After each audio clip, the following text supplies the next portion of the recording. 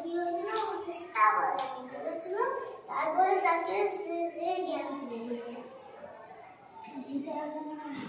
তাকে বলে ঠিক করছিল, মানে কাটা হয়ে গেল। এটা হয়। যেমন এই কিছুদিন আগে একটা ভিডিও দেখছিলাম, একটা বয়স্ক লোককে মানে চিতায় তুলে দিয়েছে। সে তো তার প্রাণটা আছে, অল্প স্বল্প করে ঠিক ভিতরে আছে, যেই আগুনের তাপ পেয়েছে উঠে বসে পড়েছে।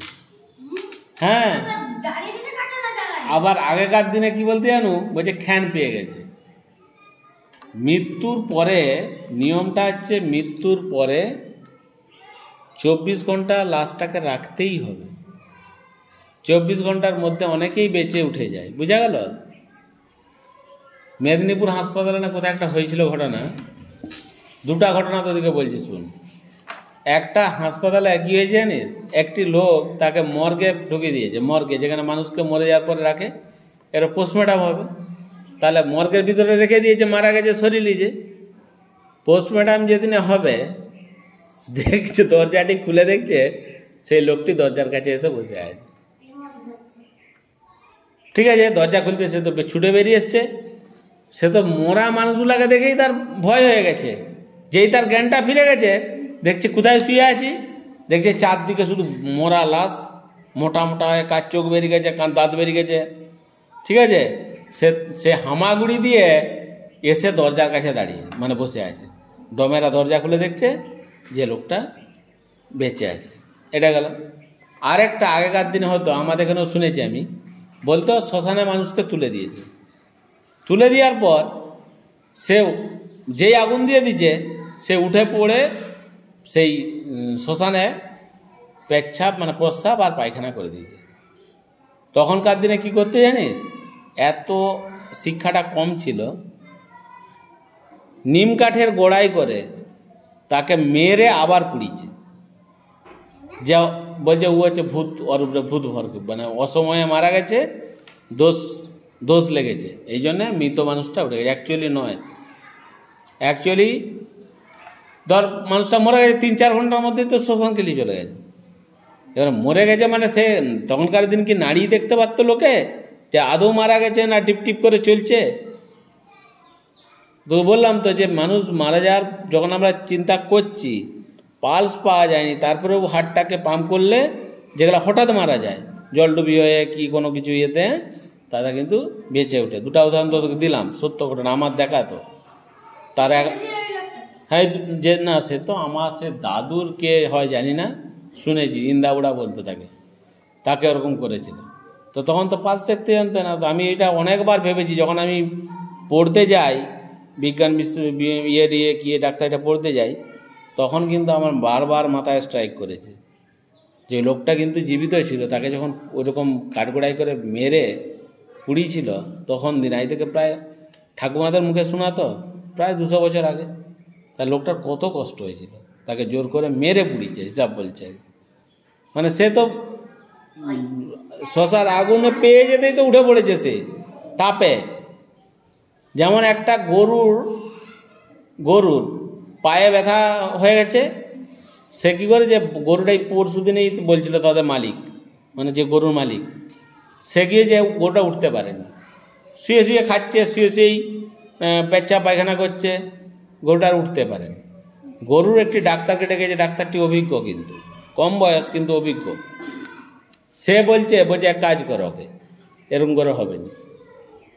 মানে মুখটার দুপাশে আগুন জ্বেলেছে, আগুনের তাপটা লাগবে, যদি গালটা ফুলা থাকে, হ্যাঁ একটা সন্নিপাত বলে রোগ হয় গরুর, গলাতে ফুলা ব্যথা ঠান্ডা থেকে, ওই তাহলে তারও আরাম হবে, আর তাপে ও কী করে দেখা যাবে। দিয়ে যেই দুপাশে আগুন জ্বেলে দিয়েছে, সেই তাপে কতগুলো লোম পুড়ে গেছে গরুটা ধড়পড়িয়ে উঠে গেছে। যে গরুটা প্রায় মাস 2-3 পড়ে পড়ে খাচ্ছিল, সে উঠে পড়েছে। উঠার পরে গরুটাকে তারা 6 মাস পরে বিক্রি করেছে, মানে সে আর ওই রকম হয়নি কন্ডিশনটা। তো ওই জন্যে আমাদের ডাক্তারি নিয়মে কি বলে, যখন কেউ মারা যায়, হাসপাতাল ডিক্লেয়ার করে যে মারা গেছে, তার মিনিমাম 72 ঘন্টা পরে পুড়াতে বলছে ডাক্তারি নিয়মে। মানে হাতগুলো পাগুলাতে যতক্ষণ না খাল এসছে, খিচুন যেটা মানে শক্ত হয়ে যাবে হাত পাকে।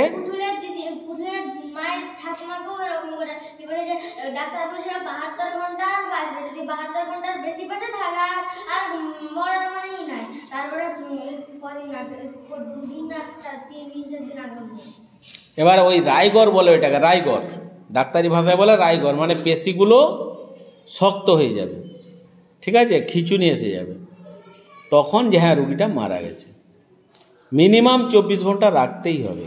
তার মধ্যে অনেকেই হ্যাঁ নিজের যে জীবনী শক্তি যদি ভিতরে থাকে, হার্ট আবার পুনরায় চালু হয়ে যায়, অনেকের ক্ষেত্রেই দেখা গেছে। ওই জন্য ডাক্তারি ভাষায় বলে 24 ঘন্টা রাখা হয়, 72 ঘন্টা পরে সেটাকে পোস্টমর্টম করা। ওটা আমরা যখন পোস্টমর্টম করতাম সেকেন্ড ইয়ারে, তখন আমাদেরকে ওইটা বোঝানো হয়েছিল যে রাইগর না আসা পর্যন্ত একটা মানুষের মৃত্যু নিশ্চিত করতে নাই, ঠিক আছে।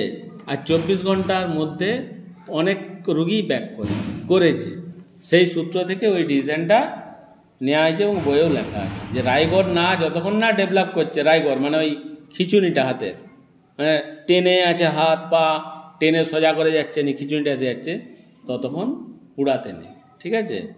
পুরানো কিংবা যে যেমনভাবে কবর দেয় কি যাই হোক, এই কথাগুলো তোদিকে বলার একটাই উদ্দেশ্য, তোরা বড় হবি, তোদের অভিজ্ঞতাগুলোকে তোরা সমাজে কাজে লাগাবি।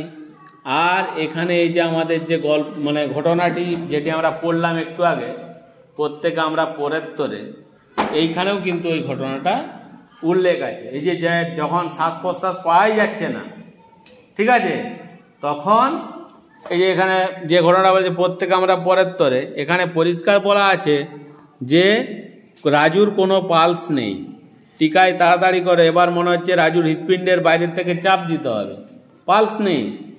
হ্যাঁ, আবার কি করেছে না নাকটা যখন চেক করে, ঠিক আছে, এই যে নাকের দিকে কোনো শ্বাস প্রশ্বাস চলছেই না, ঠিক আছে, এই যে নিঃশ্বাসের কিন্তু নিঃশ্বাসের শব্দ শুনতে পেল না।